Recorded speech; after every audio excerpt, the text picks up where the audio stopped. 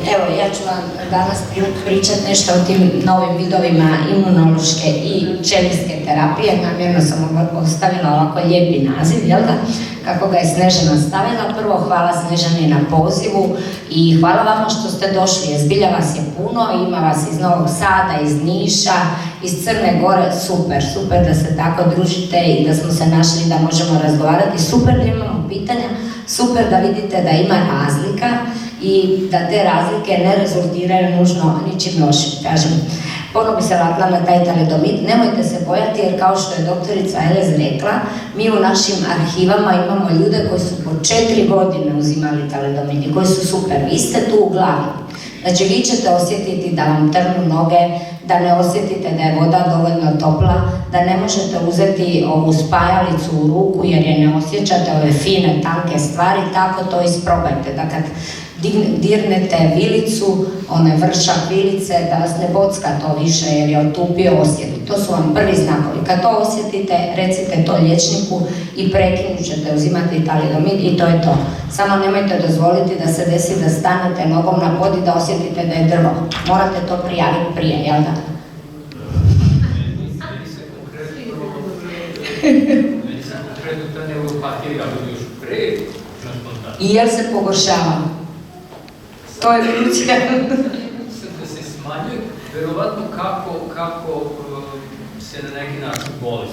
Kako se mičete od bortezomida, vjerojatno? Ali sad ne znam koliko je to zasluga talidomida. Nije zasluga, ali bitno da ne šteti.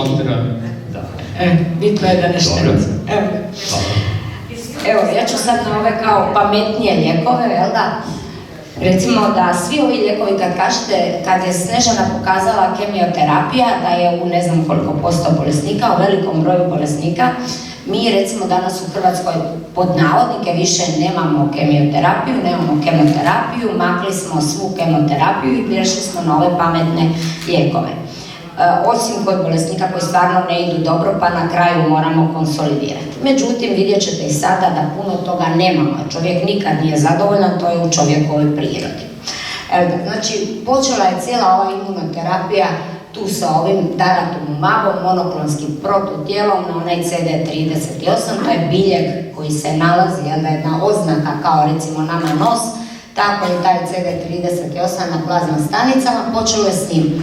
Pa je onda nastavilo se sa ovim belatamab mafatotinom, nema veze kako mu je ime, ali to je lijek koji se veže pak na drugi jedan biljeg, jel da, na BCMA, opet nevažno kako mu je ime, ali to je još jedan biljeg koji se nalazi na plazma stanicama i na njega je bio vezan jedan citostatik i on je negdje u 22. povučen, odobrenje je povučeno jer je bio toksičan. Međutim, ponovno odobren, ne 23. pardon, ovo je Dipfeler 24.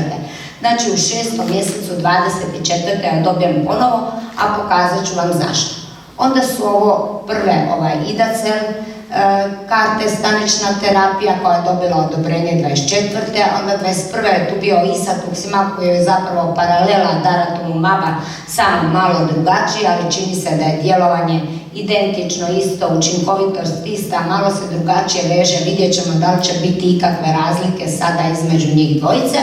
Onda nakon ovog Idacela, Sitacel, koji je isto tako dobio odobrenje 24. čini se da je puno bolji od ovog Idacela i onda dolaze bispecifična protutijela, to je ovaj teklistamab, elranatamab i talquetamab, to su ova koja su za sada odobrena. Znači to su moderne, pametne terapije koje bi trebale biti i činiti našu budućnost danas ili sutra. Ovo su naše hrvatske smjernice, ja nisam stavila europske smjernice, jer trebalo je biti jedno predavanje o europskim smjernicama, ali nije, nema veze. Znači ono što ovdje vidite zaokruženo u crveno je ono što je sada europska smjernica. To je kombinacija daratumumaba, bortezomida, lenalidomida i deksametazona. Ja sam je zaokružila u crveno i stavila pored nje zvjezdicu jer to nemamo. Znači, mi u Hrvatskoj također nemamo daratumumab u prvoj liniji za mlade ljude koji su kandidati za transplantaciju, za starije pacijente koji nisu kandidati za transplantaciju, kod njih imamo odobren daratumumab. Nadamo se da ćemo i ovo imati do kraja godine, ali kako to ide s našim HZZO-om, oni obećaju do kraja godine, obično bude do kraja one iduće, ali dobro, ni to nije loše, to je onih 480 dana, što je doktor Snežana je to pokazala. To smanjili smo sa čekanja od 6 godina na čekanje od nešto više od godinu, skoro 2, ali opet dobro je. Znači to je nekako bi trebao biti nama i svima nekakva težnja što se tiče ovih novih lijekova. Ovo je ta autologna transplantacija o kojoj smo pričali i tandem transplantacija. Glede važnosti autologne transplantacije, samo da znate da godinama u europskim smjernicama tandem transplantacija kao takva nije postojala. Postojala je samo u našim hrvatskim smjernicama, u vašim srpskim smjernicama, čak je ni Slovenci nisu držali u svojim jer to nije bilo moderno, a i značilo je da nemaš dobru prvu liniju. Međutim, ja mislim da je naša pobjeda zapravo to što se u nove evropske smjernice od ove godine vratila tandem transplantacija za visokorizične bolesnike. To govori o važnosti ovog arhaičnog Melphalana iz 1963. Znači to govori koliko je on zapravo učinkovit na plazma stanice, odnosno na taj naš multipli mielom.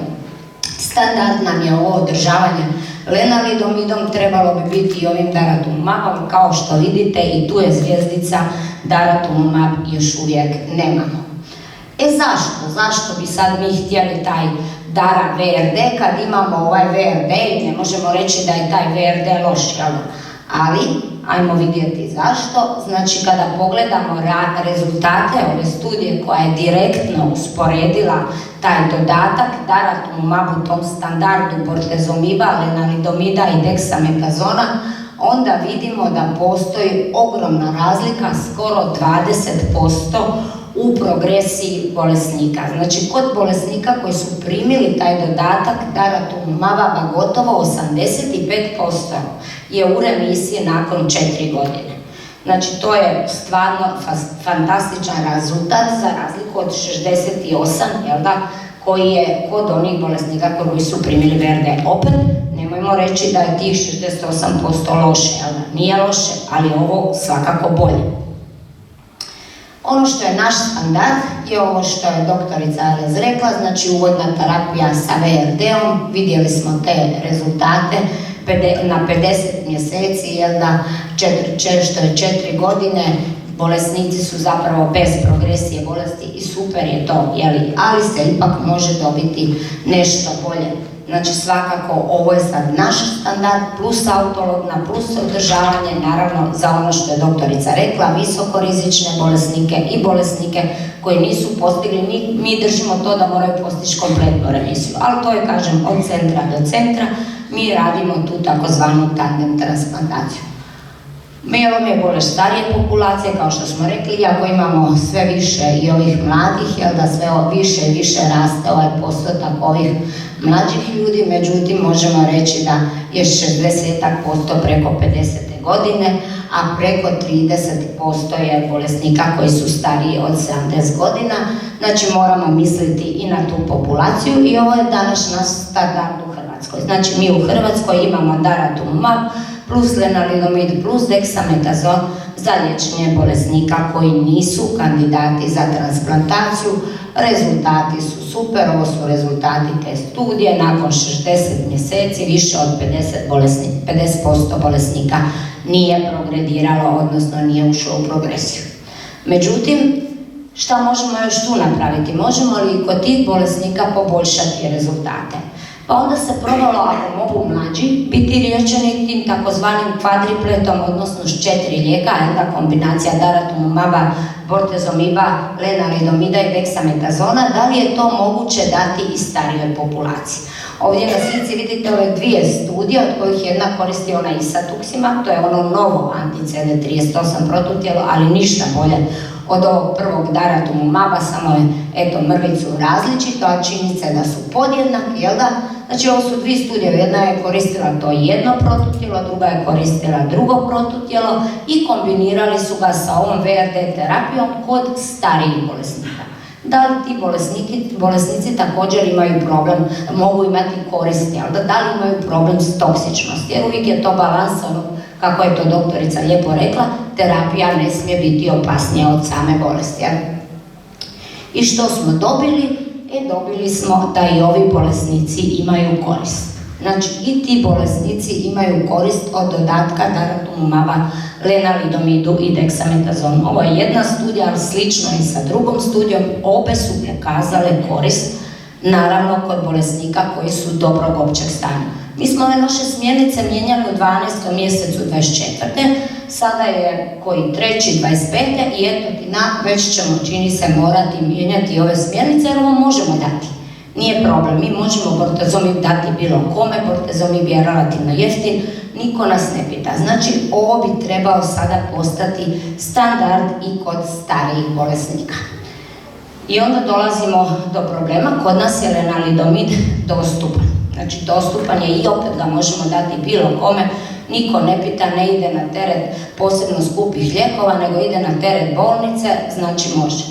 Dajemo održavanje, dajemo prvu liniju, dajemo sve i dolazimo do problema da polako, kako je to počelo prije 3 godine, imamo bolesnike koji su refraktorni na lenalidomid. I tu sad nastaje problem kako liječiti te bolesnike koji su refraktorni na lenalidomid. Ovo je jedna od mogućih kombinacija, a to je kombinacija karflizomiba, što je druga nova generacija onog bortezomiba i daratumumaba, ako prije bolesnik nije primio daratumumab. I s time zapravo dobijemo relativno dobar rezultat. Dobijemo oko 26 mjeseci bez progresije bolesti, što nije tako loše. Nije strašno dobro, ali nije tako ni loše. Druga mogućnost je, mi imamo i pomalidomid, to je ono što je doktorica rekla, novija generacija u koju spada talidomid, pa onda lenalidomid, pa imamo i pomalidomid. Pomalidomid je također generik, nije još uvijek jeftin baš, ali imamo ga, niko nas ne pita, pa onda možemo kombinirati i taj daratumumab i pomalidomid. Rezultati s ovim protokolom su nešto lošiji, 11 mjeseci bez progresije bolesti, ali opet je nešto. Međutim, nismo s time zadovoljni kao ni s onim prethodnim. I onda zapravo stižemo na onu najtežu grupu bolesnika, što nas svih uskoro čeka. Dobit ćemo daratumumab u prvoj liniji, dobit ćemo i lenalidomid u prvoj liniji, dobit ćemo i bortezomib u prvoj liniji, dobit ćemo održavanje daratumumabom, dobit ćemo održavanje lenalidomidom i dobit ćemo nakon 7 godina pacijenta koji će biti refraktoran i na daratumumab i na lenalidomid. Mi sada kad gledamo već polako dobivamo te pacijente, mi smo počeli kombinaciju daratumumaba i lenalidomida prvi put u drugoj liniji, doduše koristiti 2019. godine, sad je 2025. i prvi bolesnici progrediraju. Znači, refraktorni su i na daratumumab i na lenalidomid. Šta onda radimo? Šta radimo danas? Danas ih liječimo protokolima baziranim na karflizomibu i na pomalidomidu, pa onda dajemo taj karflizomib zajedno s pomalidomidom, ili dajemo pomalidomid sa ciklofosfamidom, ili dajemo karflizomib sa ciklofosfamidom, a to nije dobro. Dobijemo neko vrijeme, naravno, ali ona optimalna terapija, tu smo došli do sada ovog problema, CAR-T stanične terapije i bispecifičnih prototijela. Tu je veliki problem. CAR-T staničnu terapiju nam niko nije ni nudio. Znači, to je poseban problem. Farma firme nisu zainteresirane. Zašto? Terapija je skupa. Zašto još? Nije lagano proizvesti CAR-T stanične terapije. Zašto još? Ima puno mnogoljudnijih i bogatijih zemalja koji isto žele CAR-T terapiju i došli smo do toga da u Europi u ovom času CAR-T staničnu terapiju ima Njemačka, ima Francuska, ima Švicarska koja nije dio Europske unije i počela je dobivati Austrija i ima je Engleska samo za privatne osiguranike. Znači ne za standardno osiguranje, čak ni Engleska. Znači CAR-T stanična terapija gotovo da nije dostupna u svijetu. I onda bispecifična protutijela isto nisu dostupne u Hrvatskoj, međutim s njima je situacija u Europi puno bolja. Nama su dostupni po ovom compassionate use programu ili milosrdnoj primjeni, to je za pokojeg pacijenta, ali to se ne može reći da su nam dostupna, već da imamo neko malo iskustvo s njima. Od HZZO-a su odbijena. Košta oko 10.000 eura jedna doza, znači ako računate na godinu dana oko 120.000 eura za jednog pacijenta puta 15, koliko bi otprilike pacijenata bilo, HZZO kaže to je nama skupo i za sada su odbijena. Tu nam treba Mira, odnosno Mielom Kro, odnosno udruga Mieloma Srbije, jer jedino tako javnim nastupom u medijima moći ćemo pogurati da oni shvate da to nije skupo, jer nije skupo svašta oni kupuju od Rafala preko tenkova raznih s kojima ćemo ne znam s kim boriti, ali da sami sobom uskoro. Koji je mehanizam djelovanja tih bispecifičnih protutijela i karte stanica?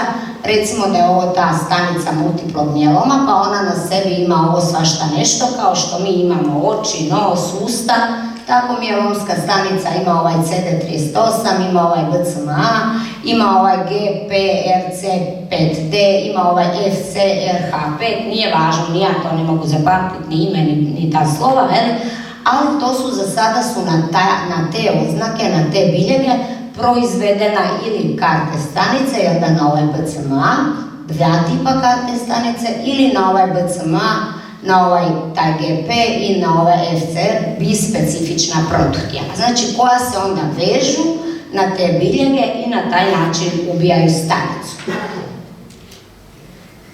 Kad pogledamo sada ta bispecifična protutijela i kako bolesnici odgovaraju na terapiju, znači koliko njih će postići neki odgovor, doktorica Elez je spominjala ovu jako željenu, vrlo dobru parcijalnu remisiju, tome težimo, ne moramo nužno doći do ove plave kompletne, ali već nam je i ova vrlo dobra parcijalna zapravo super odgovor. I ako pogledamo, ja bih rekla da su sva ta tri ista, jer ovo su male razlike u postocima, to je stvar slučajnosti. Recimo to jednostavno da oko 60% bolesnika postiže vrlo dobru parcijalnu remisiju, a da 35% bolesnika postiže kompletnu remisiju. Znači, odgovor je super. Koliko onda ti odgovori traju? Ponovo bi ja rekla da su vrlo slični, ako pogledate ove krivulje, to su 2, a ovdje su sva 3, jel da? I onda sad kad pogledate, tu je negdje 17, 12, 10, međutim, različito je, ovo su mjeseci, jel da? Međutim, različiti su pacijenti unutra uključeni, neki su primili 3 linije, neki 4 i tako dalje. Ukratko rečeno, recimo da je medijan vremena do progresije nekakvih 15 mjeseci, ali dakle govorimo o ljudima koji se liječe u 4. i 5. liniji bolesti. Znači, recimo to tako da je trajanje odgovora zbilja dobro. Onda naravno sva ta nova ne postoji dalje, koliko god pametni ti lijekovi bili, ne postoji da nemaju svoju toksičnost. Naravno da imaju svoju toksičnost. I sada ovo su one toksičnosti na koje smo svi mi kao liječnici, a i svi vi kao pacijenti navikli. Znači to je neutropenija, anemija, trombocitopenija, pa dobijete transfuziju, faktor rasta, dobijete transfuziju trombocita, s time recimo nije problem izići na kraj. Međutim, ovo je nešto što je vrlo važno. Evo, Vlado je recimo jučer govorio kako mu imunitet slabi, svaki čas ima neku upali, to je ono što remeti kvalitetu života. Međutim, kad govorimo o ovim infekcijama gradusa 3 i 4, one mogu ne samo remetiti kvalitetu života, već mogu ugroziti život. Mogu biti vrlo opasne i mogu loše završiti. A ti postoci nisu zanemarivi, gotovo 40% bolesnika ima ozbiljne infekcije. Onda se zapravo jako puno razmišlja kako da isključimo, kako da smanjimo te infektivne komplikacije, pa onda se razgovara o cijepivu koje bi trebali svi pacijenti redovno provoditi, pa skrininge na hepatitis B, pa primjenjivati ovaj GCSF kod neutropenije, ono što je isplivalo sada kao čini se najbolja profilaksa, a to je da svi bolesnici koji imaju nizak IgG trebaju primati svaka 3 do 4 tjedna nadoknadu imunoglobulina. Doduše ne postoje neke velike studije, ali na malim studijama pokazalo se da je rizik smanjenja rizik za dobivanje infekcija 50% manji, a za onih teških infekcija čak 90% manji nego ukoliko se ti imunoglobulini ne primaju. Naravno, mogu se profilaktički primati svi ovi lijekovi. Snežana je sinoć rekla da ima svojih 6-7 lijekova na večer, tako i puno vas da pije onaj Herplex, Virolex, Aciclovir, kako god mu ime, za zaštitu od virusa, neki i Sinersul za zaštitu od pneumocistisa, neki diflukan za zaštitu od gljivičnih infekcija. To će sve biti nekakav osobni pristup. I onda dolazimo do ovog modernog, o čemu svi pričaju, a to je CAR-T stanična terapija. Što je to i kako se to radi? Znači, najprije se u pacijenta skupe stanice, skupe se te limfociti, opet preko pametnog aparata, kako je rekla doktorica Eres, koji to prepoznaje. Skupi ih i onda se taj skupljeni dio, ti vaši limfociti, šalju u centar gdje se onda ti limfociti inficiraju virusom. A inficiraju se virusom da bi se pretvorili zapravo u lijek, odnosno da bi mogli prepoznati one biljege što smo ih pokazali na stanicama i ubiti tu stanicu. Znači, kad se taj lijek proizvede, kada tih stanica ima dovoljno, mora ih se hraniti, jer da bi one narasle, rasle i razmnožile se, kada ih ima dovoljno, spakuju se u jednu vrećicu koja izgleda isto kao i vrećica za autolognu transplantaciju i vraćaju se natrag u centru koji ga je poslao i nakon toga daju bolesniku. Mi nemamo iskustva sa CAR-T staničnom terapijom mijeloma, jer kao što sam rekla, gotovo nema niko u Europi, ali imamo s CAR-T staničnom terapijom u limfoma i to stvarno dobro funkcionira. I ovo je sad jedan od tih CAR-T stanica, ovako mu je ime, to je jedva da čovjek može i pročitati, a kamoli napamet izgovoriti, pa se onda skratilo na IDSL jer se tako može zapamtiti. To je taj prvi koji je prvi odobren i koji je, kao što sam rekla, čini se manje učinkovit od onog drugog, a ovo su zapravo odgovori na terapiju. Kao što vidite, 70 više od 70% bolesnika odgovori na terapiju i 30% postigne kompletnu remisiju. Ono što je problem da taj odgovor ipak, nažalost, ne traje dovoljno dugo i vidimo da je ovdje medijan trajanja odgovora manje od 9 mjeseci, iako oni koji su kompletnu remisiju postigli, kod njih odgovor traje duže. Znači, nije puno, ali nije ni ništa, to je 8,6 mjeseci, Drugi pripavak je ovaj Sitacel, koji je Janssenov, i odgovor je puno veći, 97%, 82% kompletnih remisija, znači duplo. Ista je grupa pacijenata, to su pacijenti svi koji su primili najmanje 4 prethodne linije, iako medijan linija ovdje bio čak 6. Znači, jako puno pretretirani bolesnici i kad pogledate vrijeme do progresije 34 mjeseca, vratili smo se napred u one prve odgovore sa DRD-om, značajno se poboljšava trajanje odgovora. Ovo su sjajni, zbilja sjajni rezultati i svi se nadamo da ćemo nekada i mi moći ovo raditi. Na osnovu ovoga su oni dobili indikaciju za liječenje u 4. i kasnijim linijama, onda su napravljene druge 2 studije jer se sve nastoji pomaknuti napred. Jer kao što sam rekla, ako sada Dara, VRT, znači daratumumab, lenalidomid, bortezomib, dexametazon plus održavanje daratumumabom, lenalidomidom postane standard, pa onda mi ovaj pripravak trebamo u 2. liniji, najkasnije u 3. Ne možemo čekati do 5. Jer će se bolesniku nešto loše desiti. I zbilja, one se pomiču, kao što vidite, pomiču se u prethodne linije, ovdje je medijan prijašnjih linija bio 1, ovdje je medijan prijašnjih linija bio 3, ali uglavnom pomiče se ova terapija u ranije linije. Ali, naravno, ni ova terapija nije netoksična. Ovaj slajd nisam imala kad sam predavala našim pacijentima, ali onda mi je Mira rekla da su izvali neki pacijenti kako oni ne bi te stanice jer su čuli da je to toksično. Pa sam onda odlučila da vama pokažem kako je to toksično. Da zbilja, te CAR-T stanice mogu djelovati na sve, na svaki organ. Znači, na mišiće, na crijeva, na jetru, na pluća, na srce, na mozak, znači mogu imati svaku moguću toksičnost, na kožu, zbilja mogu biti toksične. To su te stanice koje cirkuliraju cijelim tijelom gdje se zakače mogu izazvati određene nuspojave. Međutim, ono što je najvažnija ta toksičnost je to engleski cytokine release sindrom, mi smo to preveli sindrom oslobađanja cytokina ili ova neurološka toksičnost koja je ICANS skraćenica, mi smo to preveli kao neurotoksičnost povezana sa imunološkom reakcijom, tako kaže GPT kad ukucate, on to tako prevede, pa vam je ta umjetna inteligencija dovoljno pametna.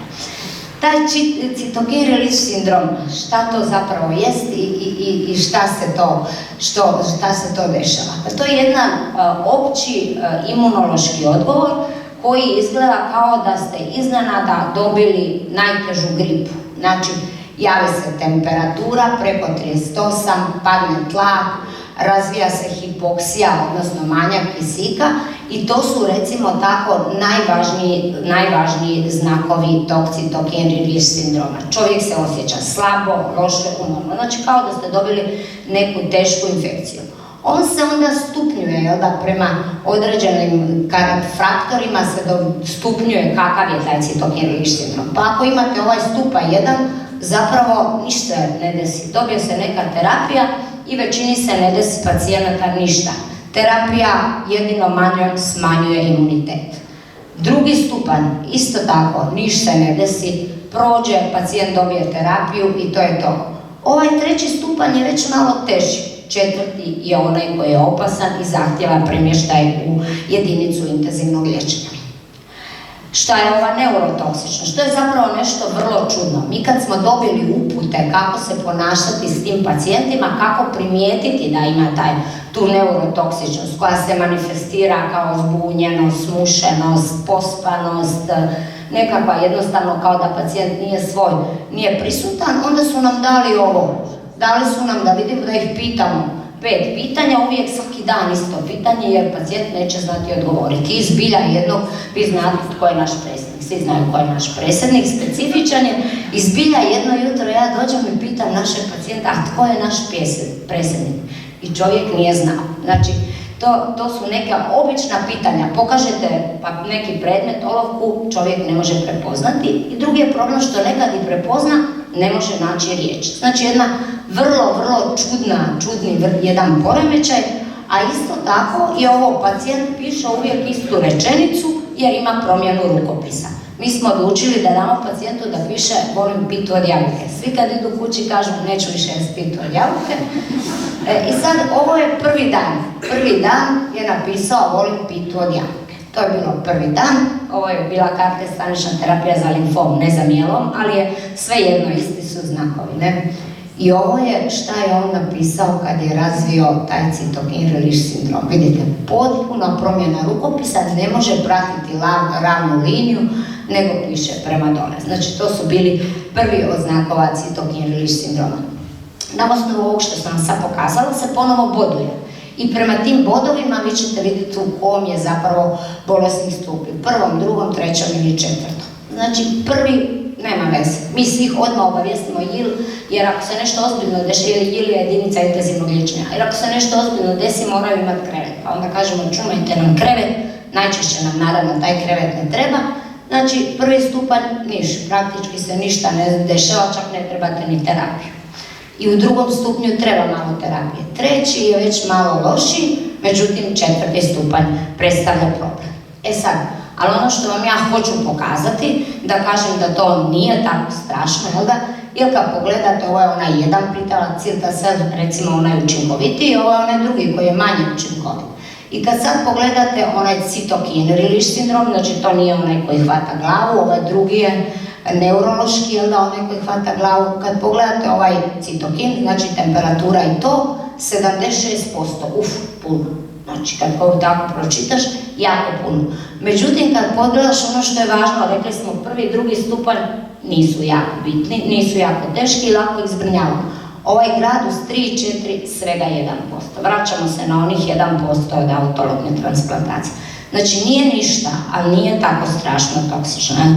S ovim idacelom je zapravo vrlo slična. Što se tiče neurotoksičnosti, opet, puno manje, svega 20%, a gradusa 3 opet samo 2 do 3%. Znači, Nemamo neku veliku tu toksičnu zgradu sa 3-4, broji se jednoznamenkasto, nije da nije ništa, da ne bi sad mislili nije to ništa. Naravno da jest, kad imate 40 temperaturu, preznojeni ste, pao vam je tlak, moramo livati u vas infuzije, stavimo vam kisik, jer nemate kisik, nije to ništa, čovjek se prepadne. Ali se zbrinjava, bit je da ovaj gradus 3 i 4, znači teži stupnjevi su vrlo rijetki. I na kraju ovaj lijek koji je povučen pa vraćen, pa ne znam, vidit ćemo šta će s njim biti. To je lijek znači koji isto gađa ovaj BCMA kao i KRT stanice, znači onda tu se dakle veže taj lijek, jel da, na taj biljeg na stanici, uđe unutar stanice. Kad uđe u stanicu, ona kemoterapija koja je vezana na taj monometila a nije bitno, ta terapija koja je za njega vezana se oslobodi, počne cirkulirati stanicama i ubije stanicu. Tako on djeluje. Evo je jedna od zadnjih studija, na osnovu kojih je odobren, prije bio povučen, reću vam zašto, koja je pokazala da u usporedbi sa daratumumabom, čak kombinacijom daratumumaba, bortezomiba i deksametazona, da kombinacija ovog lijeka značajno poboljšava ne samo ovo je tu sada progresija, ali čak i ukupno preživljenje bolesnika. Zašto smo ga onda povukli? Pa zbog jedne grozne nuspojave, a to su smetnje vida. Čovjek koji ipak vid nešto posebno, sve možete otrpiti, da vam otpadne kosa i nokti, jer recimo to se dešava kod ovog jednog protutijela, oštećenje noktiju, gubitak okusa, mršavljenje, sve to čovjek može istrpiti dok vidi. Kad ne vidi, nastaje veliki problem. Znači, 79% bolesnika razvilo je smetnje vida, a gotovo 30% teške smetnje vida. Što to znači teške? Zapravo vidjelo je u magli sve. Znači, negdje na 2 metra od sebe nije prepoznavalo liječnike. Znači, to je teška smetnja vida koja se u velikom broju oporavi, a nažalost kod nekih se čak nije oporavila i zbog toga je lijek bio povučen. Sada su promijenili način doziranja, razmak između doziranja i onda se čini da će to sada biti bolje. I na kraju ovo je samo ova posebna grupa bolesnika, ponovno kako smo mi to definirali u našim smjernicama. I ovo su one terapije koje imamo, ali stavili smo ove koje nemamo, jer bez njih ćemo biti u problemu za 4 do 5 godina velikom. Znači tako i vi, ako dobijete daratumumab, lenalidomid u prvoj liniji čemu težite, za 5 godina imat ćemo problem ovih bispecifičnih protutijela i KRT stanične terapije. Ja i Mira se već spremamo u akciju za bispecifična protutijela, mi uspijemo, Mira zapravo uspije, jako je dobro mobilizirati medije, ima ona neki hinč za to. Evo ga, hvala vam. Ja bi se zahvalila doktorici, ovo je bilo jako zanimljivo.